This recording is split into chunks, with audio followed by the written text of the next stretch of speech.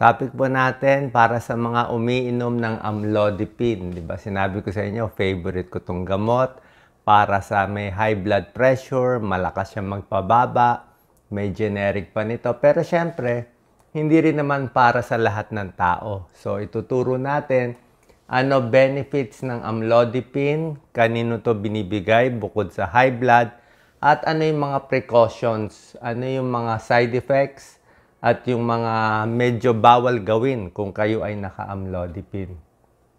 So yan, amlodipine para mainly sa high blood pressure. Okay? Normal blood pressure is 120/80, sabi natin. Ang pinaka-maximum is ganyan, 139, 140/90. Mas gusto natin mas mababa. Paglampas na kayo 140/90, high blood na yon.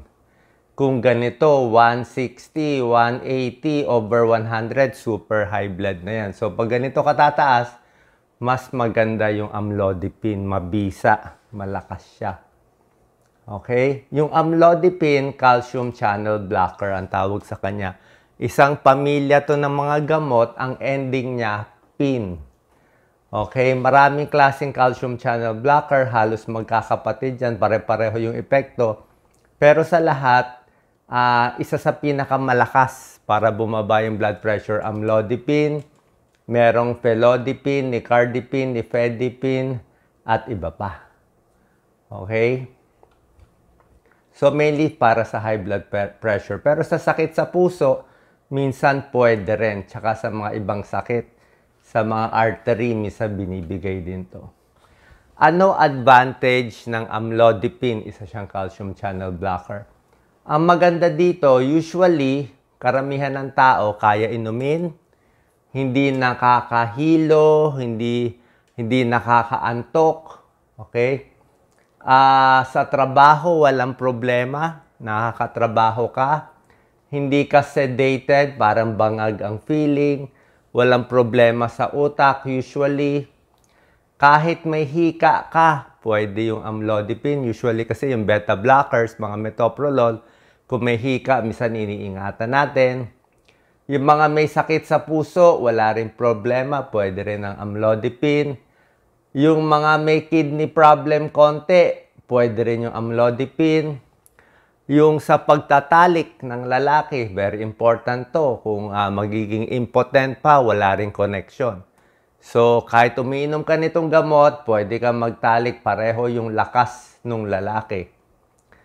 Pagdating sa buntis, actually, itong mga gamot kasi, medyo hindi talaga binibigay kung buntis na. Kung buntis na kayo, naka-amlodipine, usually papalitan ng doktor. Pero, hindi siya ganun kasama. Mas delikado sa buntis yung mga losartan, valsartan, yung mga enalapril, captopril, mas delikado sa buntis. Ito, medyo pwede, pero syempre, hindi pa rin ganun kadami pag-aaral. Okay, pinapalitan pa rin. May konting precaution kung buntis. Quality of life, walang problema. So, marami siyang advantage. Ito, ginagawa ng amlodipine. Pinapalaki yung mga artery sa mga ugat para bumaba blood pressure, mas maganda daloy ng oxygen sa puso. Yung contraction ng puso, medyo pinapahina, pinaparelax.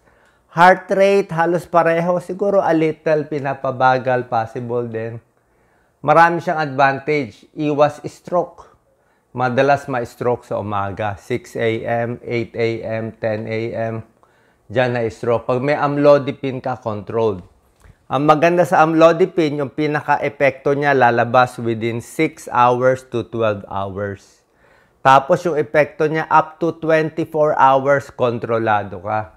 Maraming gamot sa high blood, linya ko po to bilang internist, cardiologist, daan-daan ang gamot sa high blood. Maraming gamot sa high blood, hindi aabot ng 24 oras ang epekto ng isang tableta. Pero yung amlodipine, rare siya, kaya niya 24 hours protected ka. Yung mga losartan, mga 12 hours lang yon.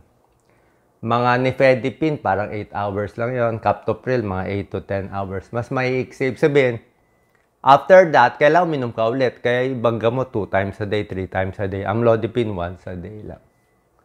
Para sa morning high blood pressure, pwede amlodipine. Tulad na sinabi ko, pag sobra taas ang blood pressure, mabisa amlodipine. Sa nagloloko, fluctuating blood pressure, minsan mataas, minsan mababa, hindi mo alam kailan aatake, maganda, protected ka. Mga may risk factors, overweight, maraming stress, nagkakaedad, ito mga risk factors for high blood, pwede rin ang amlodipine. Maganda dito, pinaglaban ang amlodipine, calcium channel blocker siya, sa losartan, angiotensin receptor blocker, ARB, pinaglaban sila sa pag-aaral. Ano mas malakas? Ano mas mabisa? Okay? Actually, yung sartan represented na ibang sartan, hindi losartan, valsartan. Pinaglaban valsartan, katulad ng losartan sa amlodipine. Sino ang panalo? Panalo amlodipine. Bagsak ang unang numero ng blood pressure, bagsak yung pangalawang numero mas mababa. Mga 2 points ang panalo ng amlodipine sa valsartan. 2 points lang pero mahalaga na rin yun. Diba? Para hindi ma-stroke. Ano ang dosis? Dosis ng amlodipine, 2.5 mg. Tayo may 5 mg hinahati, 2.5 mg hanggang 10 mg. Maximum ng amlodipine ay 10 mg lang. Uulitin ko. Maximum dose, pinakamaraming pwede mong inumin sa isang araw, 10 mg. Huwag lalampas. Huwag 15, huwag 20, bawal overdose. Kung kulang pa ang 10 mg, magdadagdag ng ibang gamot. Hindi pwede lumampas sa 10. Kaya sa high blood, 2.5 to 10. Minsan sa sakit sa dibdib, pwede rin. Coronary artery disease, pwede rin. Tsaka meron sa atin, meron mga generic, mura. Generic ang amlodipine, hindi siya brand. Ang brand, ang daming mga brand yan. Bisa may combination pa. Ito yung mga mura na binibigay ng gobyerno dati. Ano naman ang side effects? Ano naman ang problema? Okay? Ang problema lang, dahil nga masyadong mabisa, malakas yung amlodipine, binubuka niya yung mga artery. Sa pagbuka niya, may 3% ng tao nagmamanas. Pero 97%, wala naman nangyayari. So, pag nagmamanas masyado, babawasan yung dosis ng amlodipine. Pag hindi pa nawala yung manas, papalitan ng gamot. Yung iba, dahil nga binubuka niya yung mga artery, nagpapalpitate, namumula. Minsan, sobrang lakas yung gamot, bumabagsak ang blood pressure.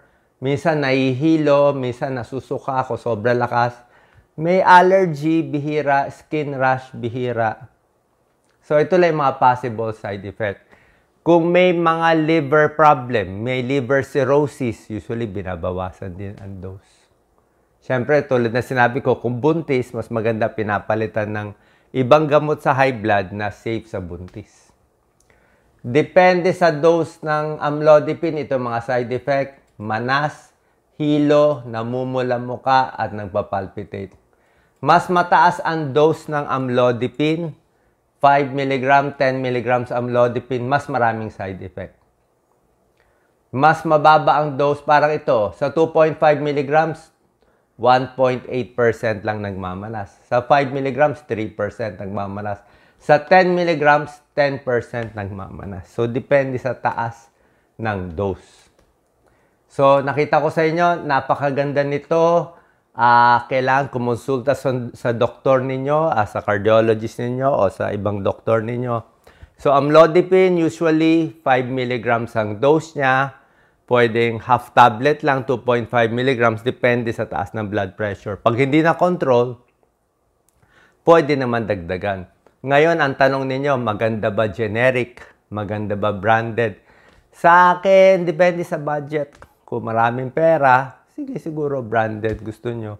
Kung walang pera, okay na generic. Halos pareho naman yung effect eh. So, kahit generic, okay lang. Maganda ba yung combination? Merong mga bagong gamot, nakakombine, amlodipine, tsaka valsartan sa isang tableta. Okay din yon, maganda rin yon, kaya lang mahal. Mahal lang. Mahal pag kinombine eh. Diba? Pag single, mas mura. Kaya sa akin, yung mga generic, mas mura. Pag inad-add mo, mas mura siya. So, konsulta sa inyong doktor. Yan po mga pros and cons ng amlodipine. Saan pa nakatulong tong video. God bless po.